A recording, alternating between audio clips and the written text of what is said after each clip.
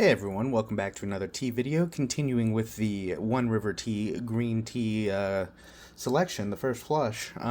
This is Golden Green, Mingqian Golden Green. I'll read off the website for you, so if you want to just see the tea, feel free to skip ahead, but this will just be some good info to have.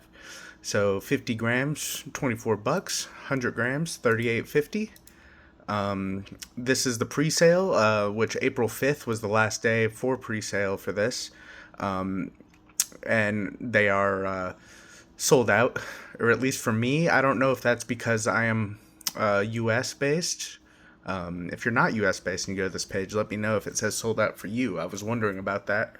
But you'll see some more info about this down below. You can get more here likely soon, I think.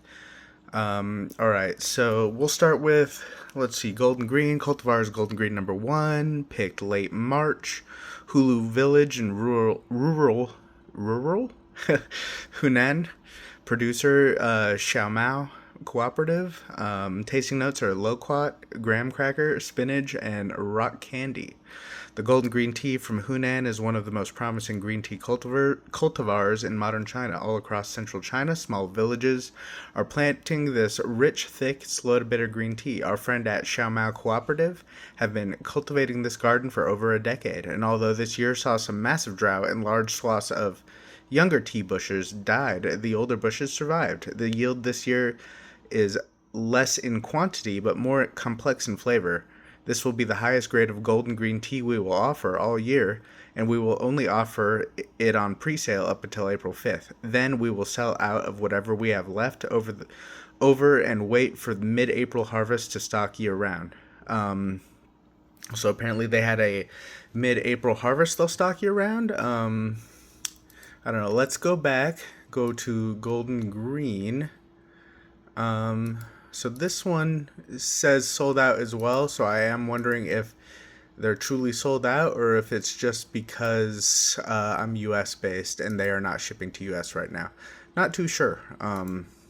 If you're watching this from a different country, feel free to let me know. I will link this down below, of course, as always.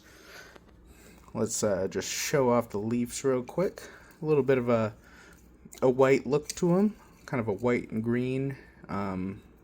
A little bit of a fuzz. They kind of have like a soft feel to them, which is pretty interesting. And we'll also do a dry smell profile of the leaf real quick, just to give you an idea of what it smells like.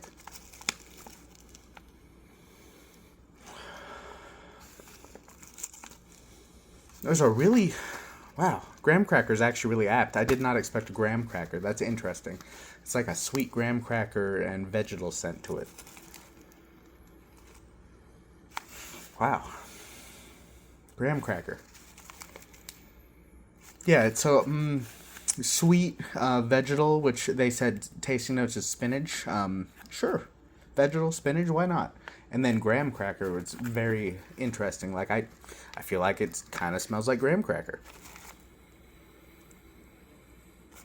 And I feel like I'm getting like a little bit of a floral fruity note in the back there. Very, very mild, very hard to notice, easy to miss. But I'm gonna get this brewing. We'll start lower, I think 180 to 185 for that wash, and we'll see how it tastes then and go from there. All right, we will start with that wash real quick. It'll be 185 for, I don't know, as quick as I can do it. So 5-ish seconds.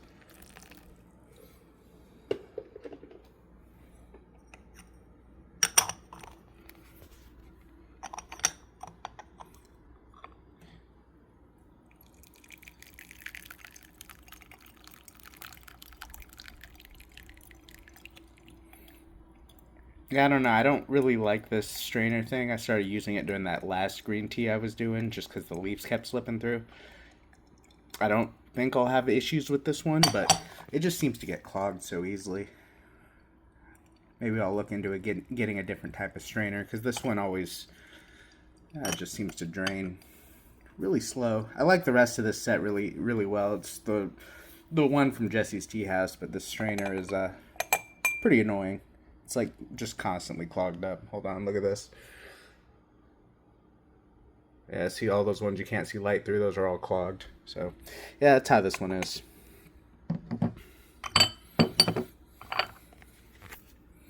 Alright, these leaves look really nice. Nice, green, vibrant. Let's give a quick wet smell profile.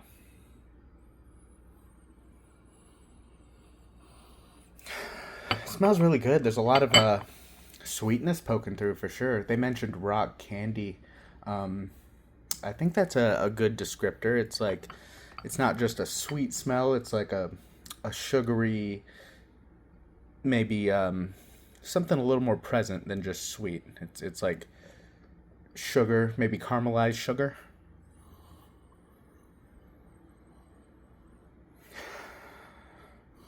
And you know what? It is kind of like if you get like steamed spinach.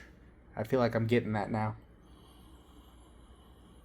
I don't get graham cracker as much currently, but there is a good amount of sweet, and then there's like a vegetal.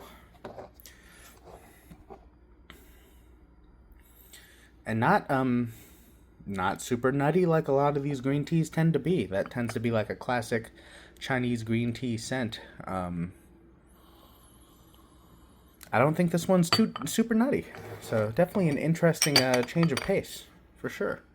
So looking at the liquid, kind of a light tan. I'm sure it'll become more green or more golden as we progress. This was a pretty quick steep, as you saw, but quite clear. Definitely not hazy or cloudy like some of the other ones we've had up to this point. So that's a interesting change of pace for sure. I do wonder what causes that, as these are all green teas, and for the most part it seems like a lot of green teas tend to have that haziness to them. That's just like a green tea thing, I think, and this one doesn't. So definitely interesting to see. All right, let's give this wash a little taste.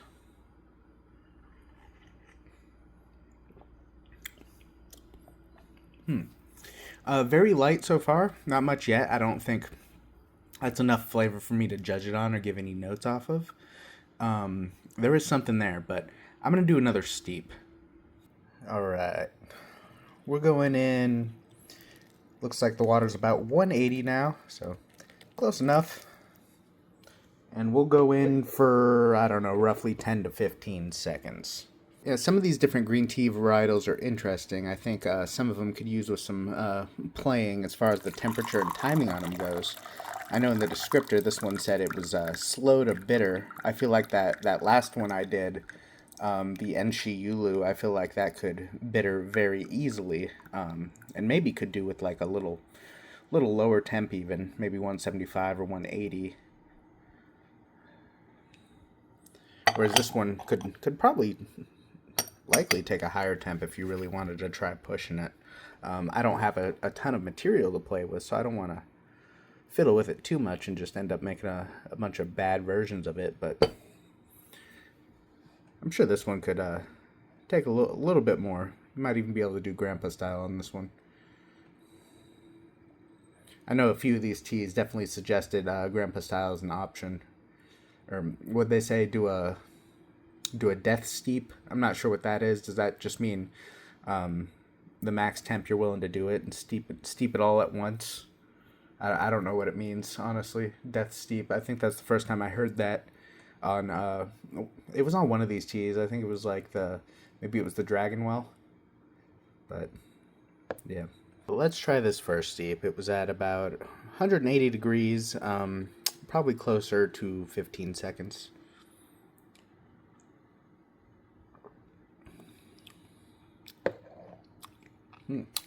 Very nice. Still very light. Definitely quite sweet. A little bit of nuttiness, a little bit of that sweetness.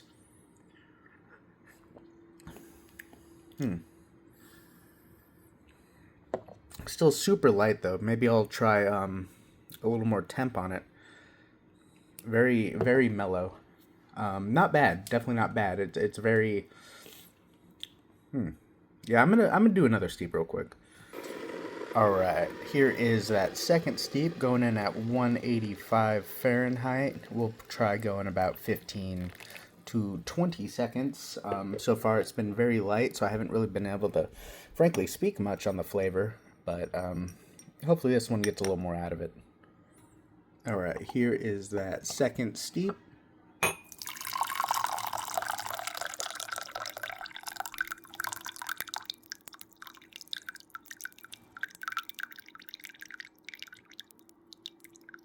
Definitely getting a lot more color on it now, I think.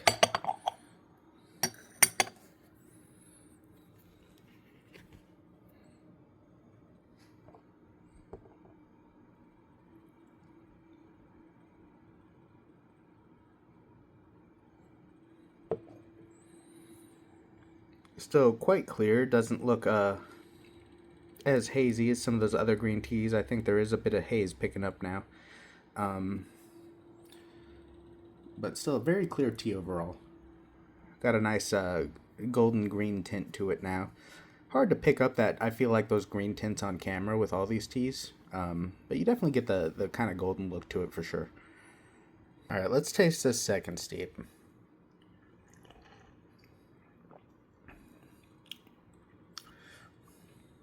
Still a very, very mild tasting tea. I'm getting a little more now, but it's super mellow. There's just not much there. It's not bad if you're into like really light teas like this. Might be your thing. I think it might be a little mellow for my taste buds, but